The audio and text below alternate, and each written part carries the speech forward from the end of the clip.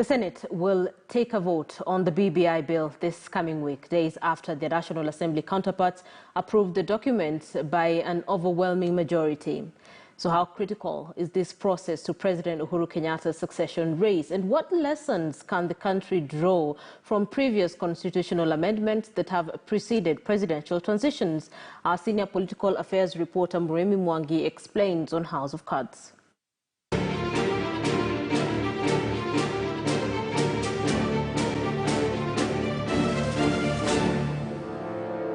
Honorable Justin Muturi. This was a critical milestone in the roadmap to a constitutional referendum ahead of the 2022 polls. I vote yes. As 235 members of the National Assembly voted to approve the Constitution of Kenya Amendment Bill 2020 against the 83 that rejected it and 2 that abstained. This document is not about this individual's presidency and that individual's prime ministership, that individual's this. No. This is about all of us. The Senate is set to take a vote this week. But why the pressure to amend the 2010 Constitution with just over 10 years into the document? Karibu sana. And why the interest in the process by all political guns lining up to succeed President Uhuru Kenyatta? Perhaps of utmost interest to power brokers behind the Kenyatta succession battle is a reorganization of executive power with the creation of the post of Prime Minister and 2 deputies.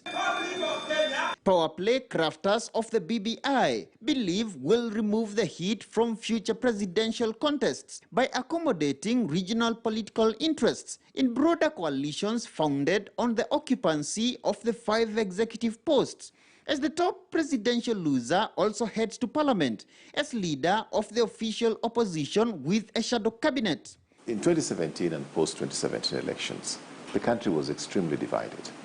And in fact, there were parts of the country which were contemplating the possibility of seceding from this country. And whether it was idle talk or it was serious, we should never disintegrate. When they propose that in future it will not just be the president who is being elected and MPs, it's potential prime minister and deputy prime minister, depending on the strength of the party in parliament. So that's a succession issue.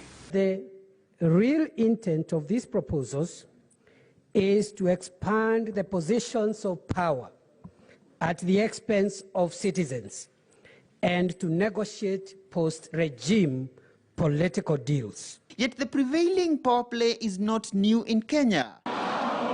After resoundingly uprooting Independence Party KANU from power in 2002, the National Rainbow Coalition under retired President Mwai Kibaki initiated a constitutional amendment roadmap, an initiative then anchored on NAC's promise for a new constitution within 100 days in power, and which some insiders claim was to also actualize a smooth transition of power in 2007, and a power-sharing deal, which was to allegedly see Odinga ascend to a new post of Prime Minister and have Kibaki serve a single term as president. This elaborate plan backfired with loud accusations of betrayal, as Odinga and other rebels eventually shot down the government-sponsored draft constitution in the 2005 referendum, breeding the mistrust which, together with the bitterness of a bungled 2007 election, plunged the country into the deadly 2007-2008 post-election violence, a chapter in Kenya's political history that subsequently became a key reference point of international pressure and general domestic political consensus for constitutional change before the following elections. Yet just like classic echoes from the past, following the disputed 2017 Kenyatta re-election, climaxed by Odinga's controversial oathing ceremony, the Kenyan electorate is yet again under pressure to amend the country's supreme law But how necessary and practical is enactment of the BBI proposals, including creation of 70 new constituencies before the August 2022 polls? The Constitution of Kenya, however you want to look at it, requires an amendment as the society grows. I know this is not just a unique situation in Kenya. Even in America, as the society grows, the demand and the desire to bring the law into conformity with the emergency, the emerging trade and development in that particular society becomes essential. There are practical and legal problems that IBC will face. Practically, you need a little bit of time to do the delimitation. You have to conduct what we call public participation. That takes time. You also need to give space to the aspirants of the new constituency to plan. It may not be possible to hold election in August next year. If things go the way they are going, that might be something that may be done. Maybe I can put a clause in the Constitution that allows the transition, the way they did with the 2010 Constitution. And with the constitutional amendment fever, the fight against prospects of being in the political cold post-2022 is just as palpable among the top guns as the BBI process enters the home stretch.